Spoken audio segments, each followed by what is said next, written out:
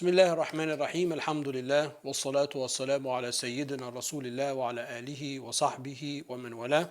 Welcome back, everyone, to our reading of this book, this great book of our Tariq, Qawa'id al-Tasawwuf of Sidi Ahmad Zarruq, radiallahu anhu. We're going to pick up where we left off, which is to begin with principle 28, which is on the page 22. And by the way, when I was preparing, I realized that the English, well, at least the Arabic that I'm reading is this Arabic, which is Dar al-Diya, which is a Kuwaiti publisher that I'm fond of. And the order in the English is sometimes different than the order in the Arabic. I'm just kind of flagging that, which is fine, because there are different kind of manuscript forms and things like that. It's all there, but sometimes the orders are different. Anyway, so we're on principle 28 on the top of page 22, inshallah. قال المصنف رحمه الله ونفعنا بعلومه في الدارين آمين. Sidi Ahmad Zarruq, he says, may Allah Ta'ala have mercy on him and may we benefit from his knowledge in this world and in the next. Principle 28, there is a method for everything. At the beginning, the conditions that a seeker of knowledge must fulfill are listening and acceptance. Afterwards, he must have reflection and understanding. Then explanation and reasoning. And finally, practice and propagation of knowledge. That right there, that like first sentence or first two sentences, that's the path of how you are supposed to seek knowledge. That if you find a abhorrent version of Islam, an ugly version of Islam, most likely something went wrong in that equation. So, in English we say you have to walk before you can run. It's kind of the same thing. Not kind of, it is the same thing. So in the beginning you have to listen and accept. For many people, especially modern people, this is very difficult. Because when somebody comes and they want to learn, what they really want to do is they're trying to argue, and they're almost like they're going to, spar with the teacher. They can't just accept. Our whole methodology of learning is based on that. In other words, when you start to study, no matter how old you are, when you start to study the Sharia sciences, you're like an infant, you're like a child. You're treated like a child, in the sense that, okay, I'm going to give you a small text and you're going to just memorize it. That's what acceptance is. You have to trust the system, trust that it's going to work. So you have to listen, you have to trust, and then after that, you can reflect and understand. So we have to fill the student first with the basic principles, the basic rules, the basic texts, and then we're going to teach you how to understand. And then the explanation and the reasoning, then we're going to go deeper and explain why this is this way and why this is not that way, and so on and so forth. And then finally, practice and propagation of knowledge. The practice is also very important, because sometimes people, they think that the Sharia sciences are simply an academic endeavor. They're academic and scholarly, but there's a practical application to every single science. And a lot of advanced students, this is where they go wrong. They go wrong because they don't have practical applications. Okay, in the study of Islamic law, for example, what's the practical application of Islamic law? Is fatwa. Because a fatwa is applying the law to now, to the situation before you. It's a practical application. You can study all the fiqh you want, all of the madhahib, read all the books, read all of the extra books, etc. But if you're not used to the practice, the practical aspect, you're not really going to master it. And the same goes for tasawwuf. So tasawwuf, it's one of those sciences. I've said this before. There is a theory and a academic study where we're doing that. We're reading a book about the principles of tasawwuf. But really tasawwuf is about doing it. It's about doing the stuff. It's about doing the dhikr. It's about doing the fikr, to reflect. And most of the books of tasawwuf and most of the paths of tasawwuf, you have to understand that the practical aspect is always there. It's always a part of the instruction.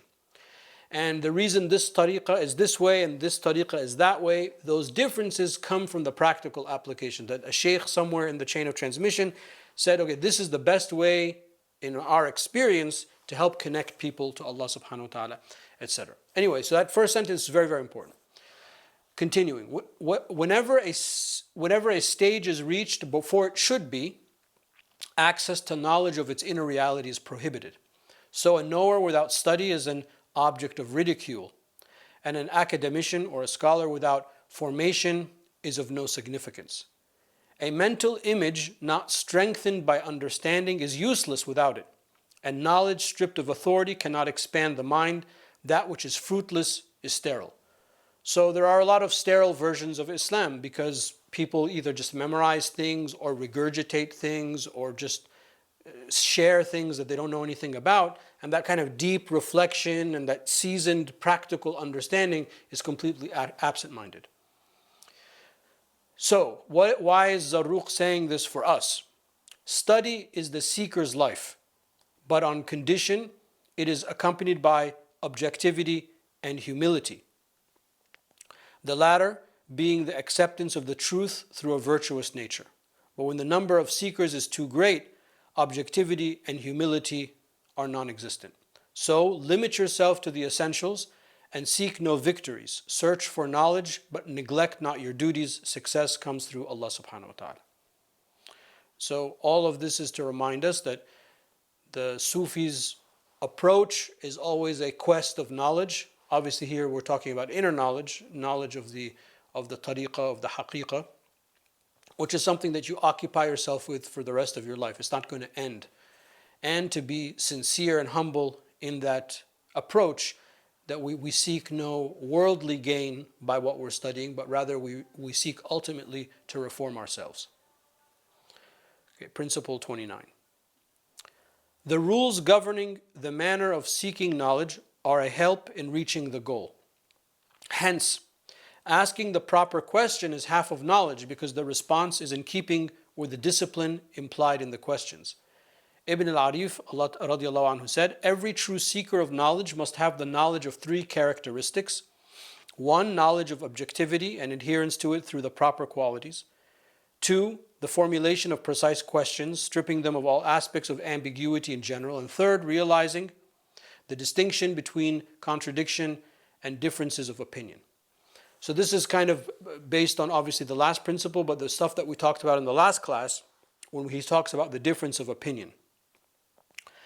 The formulation of proper questions is half of knowledge because if you can properly formulate the question, that means you have a lot inside you already that is indicating you understand. When you ask a poorly formed question, you're going to get a poor answer or an answer that might not even be of benefit to what you are actually looking for. So it's always important to learn how to ask the right question. And the more accurate, formulating a question itself requires a skill set. It's a function of logic. What he says, stripping them of all aspects of ambiguity in general, these are terms that you find in logic. How do you remove any ambiguity from the question itself so that the person who's listening to the question understands exactly what you're asking for? And that's part of studying, part of the path and part of the nature of studying the Islamic sciences is to learn that, is to learn how to form the question.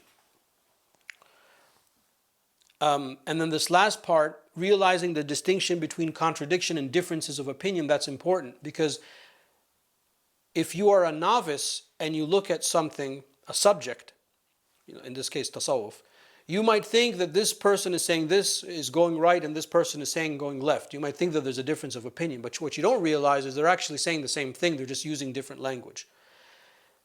This is very, very much the case with somebody like Ibn Arabi, for example. I think we've talked about that before, that Ibn Arabi has a certain set of vocabulary, a certain set of technical terms that he uses, and he uses them in a precise and specific way. And if you don't understand the terms of Ibn Arabi, you're not going to understand the writings of Ibn Arabi. So sometimes people read Ibn Arabi and they make a wrong conclusion simply because they didn't understand how he's using the words, and it's not really a contradiction or necessarily even a difference of opinion. He's just expressing something a certain way. So that's very good advice that Ibn Arif is saying for seeking knowledge. Our way is always to try to reconcile what might seem as differences of opinion. So many deep thinkers, for example, of Islamic law, like Ash-Sha'rani, who himself was a Sufi, and others, when they really thought about the issue of the differences of opinion of Islamic law, they concluded there's not really any differences of opinion, they're just a spectrum of ease versus hardship. That the Hanafis, the Malikis, the Shafi'is, the Hanbalis, all of these men, they're not really different. I mean, maybe there's a couple of differences of opinion. But if you think about it from a macro level, they're looking at the same subject matter, they're looking at the same proof source, the Quran and the Sunnah, but they express the rulings in different variations of ease and hardship, ease and difficulty. So our way is the way of reconciliation. We're always looking, how can we reconcile differences of opinion? Sometimes there are just differences of opinion, and it's, and then the question is this difference of opinion consequential or not consequential? Because sometimes, many times in the Islamic sciences, you come to a difference of opinion that actually has it's not really consequential at all. It's just theory. So we're always trying to bring people together. Okay, principle 30. Cooperation on seeking a thing facilitates its quest and renders the difficulties and obstacles easier for the soul to bear. This is why people seek to cooperate with one another, so much so that it becomes a commandment based on righteousness and piety. وَتَعَاوَنُوا عَلَى الْبِرِّ وَالتَّقْوَى, Allah says. وَلَا تَعَاوَنُوا عَلَى الْإِثْمِ وَالْعُدْوَانِ. Not on sin and rancor. So the former two must be observed in everything, not the latter two. So Allah Ta'ala encourages us to work together على البر والتقوى, to be righteousness and piety. And that's why tasawwuf, it helps that we have a suhbah, it helps that we have a community, so we can together lift each other together. Sayyidi Abu Abdullah ibn Abbad radiallahu anhu said, if I'm not mistaken, this is Ibn Abbad al-Rundi of Randa, which is in the Mediterranean Sea. And he has a famous commentary on the Hikam of Ibn Ata'illah. In my Arabic book, I don't have a bio note. I think it's Ibn Abbad al-Rundi. Isn't Randa, isn't that an island like off of Italy? That would be for Maraj or one of the academics.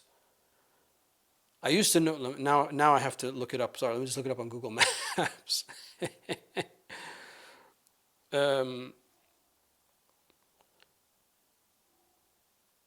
This is not good for the recording, but I'm not going to be able to edit this out. Anyway, we'll find it later.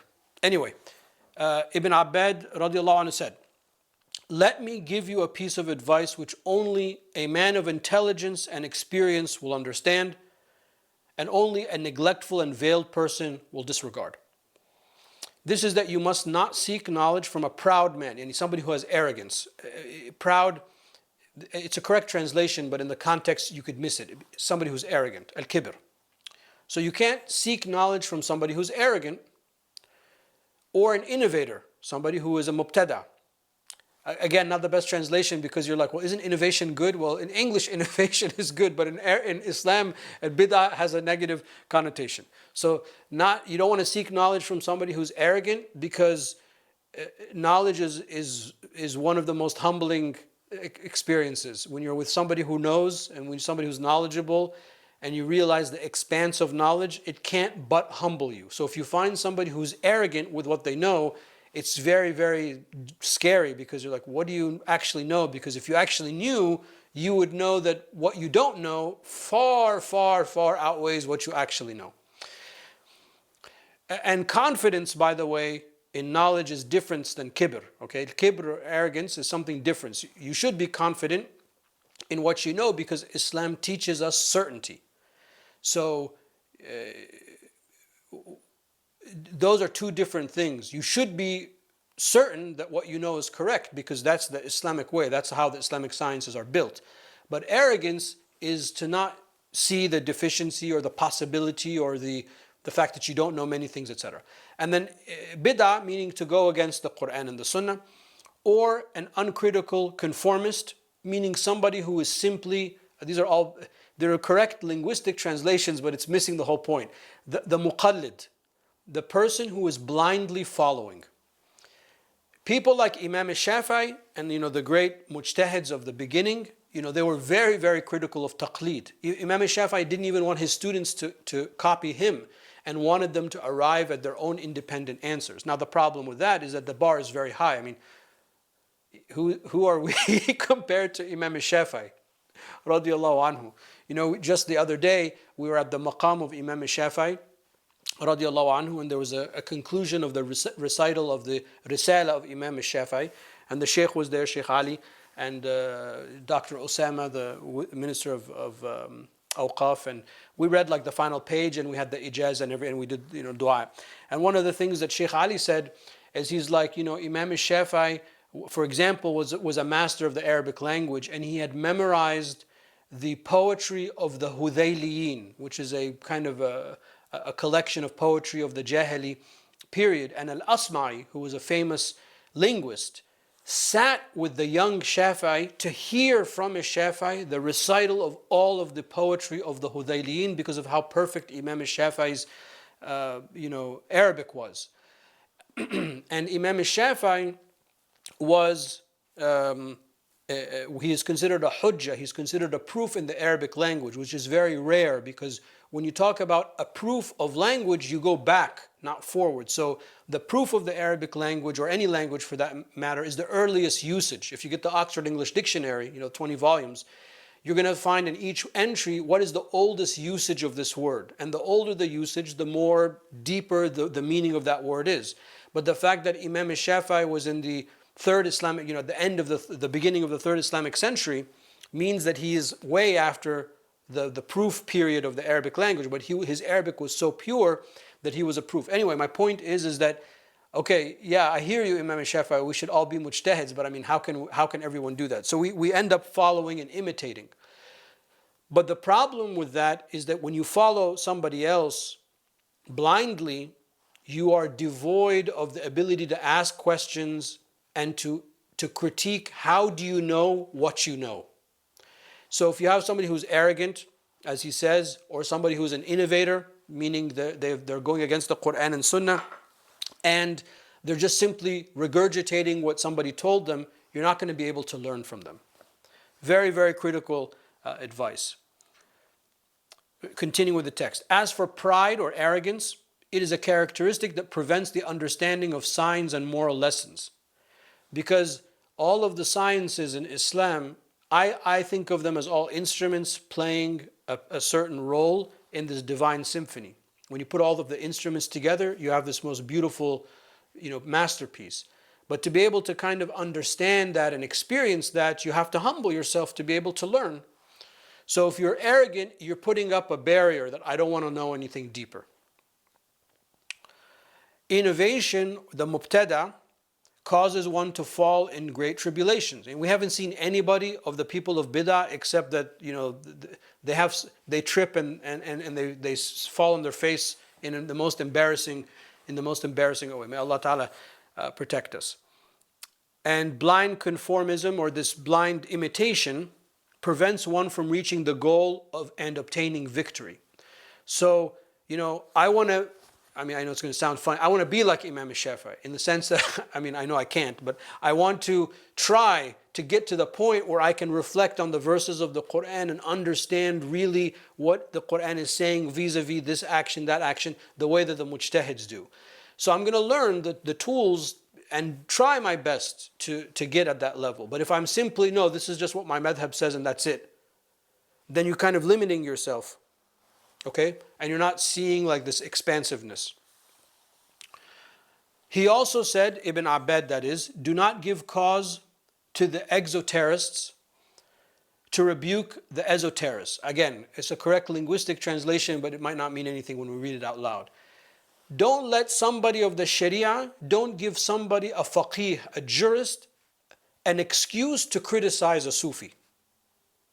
Coming back to this idea that tasawwuf and the fiqh are two faces of the same coin and that they're related.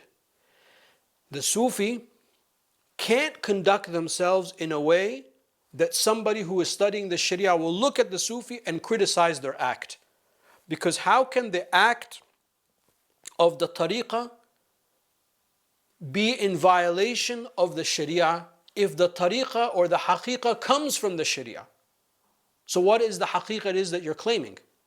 If you are claiming that you are on the path of the haqiqah, and you are trying to realize this closeness to Allah subhanahu wa ta'ala, how can you do that if you're not following in the footsteps of the best of creation, sallallahu alayhi wa sallam? That's what he's saying.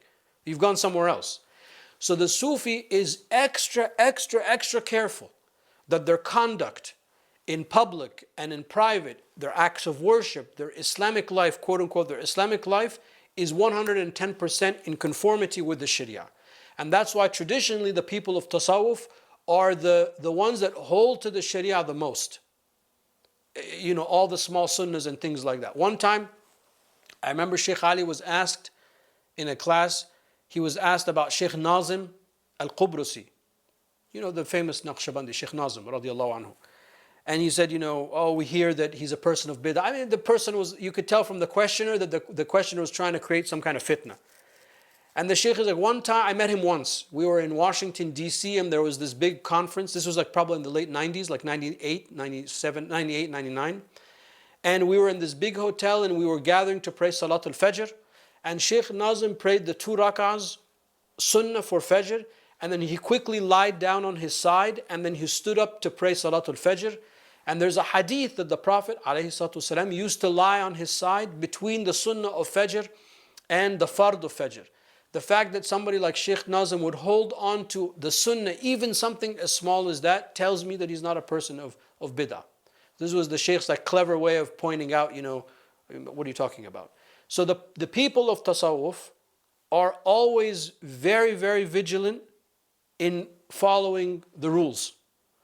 Because following the rules cannot, will not, does not take you away from the goal. It's the exact opposite. It's what leads you to the goal. Do not give cause to the person of the Sharia to rebuke the person of Tasawwuf. I say rather, one should prompt the person of the Sharia to favor the person of the Tariqah rather than oppose them. For every esoteric view, every view of the Haqiqah that is stripped of the Sharia aspect is invalid and false. The haqiqah is what is tied with the sacred law, so understand. This is one of the most important lessons I hope that we all can understand and not forget. It should be the opposite. That the person of the Sharia should look at the person of Tasawwuf and be like, MashaAllah, this is somebody who really takes it seriously. This is somebody who is really doing the hard work. This is somebody who is really dedicated. And when you read the books of biographies, the tabaqat literature, that's how the people of Tasawwuf are referred to. They're referred to as saintly people. You know, وَنَحْتَسِبُهُ مِنَ الْأَوْلِيَاءِ. You know, we hold that this person is from the saintly people. We're going to go to this person and seek the barakah of this person. Even though they are a jurist. I'll give you an example. One of the greatest legal minds that Islam has ever produced was Sultan al-Ulama, the Sultan of the scholars, Al-Izz ibn Abd al-Salam, radiyallahu anhu. Al-Izz ibn Abd al-Salam, a master jurist, faqih, mujtahid, so on and so forth. And he was a companion of our Shaykh, Sidi Abu Hassan al-Shadhili, radiyallahu anhu.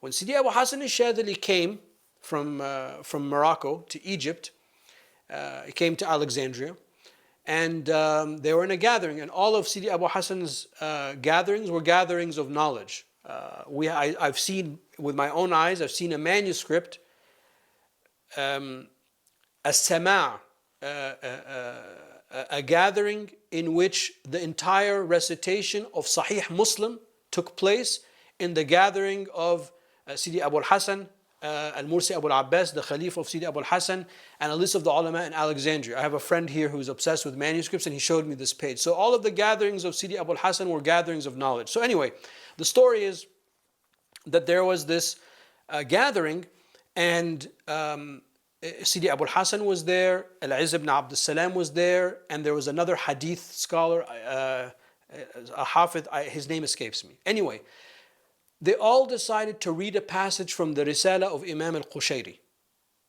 the book that I'm teaching at my mosque every Friday night, and the lessons are uploaded.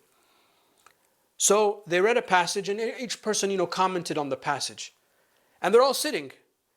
And then Sidi Abu al-Hassan, he read the passage and he started to comment. And he kept talking and talking to the point that Al-Izz ibn Abd salam got up and got on his knees and was sitting like this in front of Sidi Abu Hassan. This is like, the chief qadi, the most knowledgeable in the whole, at that time, in the whole Muslim world, in Islamic law. He's like a child. And he's like in awe. And he says, هذا كلام حديث العهد بالله. This thing, what's coming out of the mouth of Sidi Abu Hassan, this has just come from Allah subhanahu wa ta'ala. It's not like a cerebral thing, like he memorized like some great commentary. He's talking from ilham, he's being inspired. So the people of the Sharia must look at the people of the tariqah and be subhanallah. Ya Allah, make dua for me. Not the other way, not that they criticize them. Oh, these are people of bid'ah, etc. Okay, we'll do one more and then we'll conclude for today. Principle 31, which ends section 2. He says, radiallahu anhu, jurisprudence is pursued to establish legislation. Its theme has to do with determining whatever makes sinfulness come to an end. So the point of view of the Sharia is to establish the rules of Allah subhanahu wa ta'ala. So we're not living in sin. The Sharia regulates what we call praxis, our actions, orthopraxy, correct actions. The way of Sufism is the search of perfection. And its basis is the realization of the most perfect, both in law and in wisdom. The principles of jurisprudence are conditions establishing prohibitions and commandments. They revolve around investigation. And then he quotes this verse from the Quran, all the people knew now their drinking place. Meaning, one time Imam al-Shafi'i radiallahu anhu was sitting with an ascetic. And the ascetic, they were in like a farm area and there were all of this livestock. So the ascetic, he asked Imam al-Shafi'i, what do you think is the zakah on the cattle, on the cows that you see? And Imam al-Shafi'i started to recite the hadith about how to calculate the zakah. You take 1 or 2 for every 40, etc. And the ascetic said, no, for me, all of this is zakah. Imam al-Shafi'i is correct. He is responding saying that you asked the question of fiqh, this is the fiqh. The man seeking perfection, he's saying, I don't want to own anything. Everything is for Allah subhanahu wa ta'ala. Right? It's perfection. It's to go beyond. So tasawwuf is not just to be like, I'm just going to do the bare minimum. Right? Tasawwuf is, I'm going to go all in. I'm going to do everything possible. I'm going to have the best adab. I'm going to try to perfect my prayer. I'm going to try to read more Quran. I'm going to try to do more dhikr. I'm going to try to be more pleasant. I'm going to try to smile more. I'm going to try to make people happy more. I'm going to go way beyond. I'm going to look for perfection. Inna Allah katab al-ihsan ala kulli shay. The Prophet ﷺ said, Allah Ta'ala has made ihsan, perfection, upon everything. فَإِذَا قَتَلْتُمْ فَأَحْسِنُوا الْقَتْلَ. If you're going to slaughter the animal, perfect how you slaughter the animal. It's just in the same hadith. It's one of the hadith in the 40 of Imam al-Nawawi radiallahu anhu. So anything that you do, the way you dress, the way you eat, the way you work, how you are as a friend, how you are with your spouse, your parents, your neighbors, your children, the random person, everything is an opportunity for you to be excellent. That every time you interact with somebody, you leave a positive impression. That people are like, wow, that was, mashallah, like you are an example. Right? That's what tasawwuf is. That's all the Sharia is teaching us. The Sharia is teaching us halal and haram and makruh and mandub and mubah. And, you can, if I have a lot of money before the end of the year, if I give it to my wife as a gift and it's not mine anymore, do I have to pay zakah on it? Right? That's what fiqh deals with. I was in one of my teachers in Damascus, somebody asked him that question. He's like, if I have a lot of money and before the end of the year I give it to my wife as a gift, do I have to pay zakah? And the sheikh said, I confirm that you have very deep understanding of fiqh, and your deep understanding of fiqh will take you to the hellfire. That was his answer. Right? Because he's avoiding paying zakah at the end of the day, right? Because then at the end of the next year, his wife is going to give it back to him, back and forth, and they're not going to pay zakah. So But that's what fiqh deals with, right? Tasawwuf is something different. Allahu jamilun yuhibbu jama. Allah is beauty and He loves that which is beauty, and it is to make us a manifestation of beauty, all of us together, inshaAllah.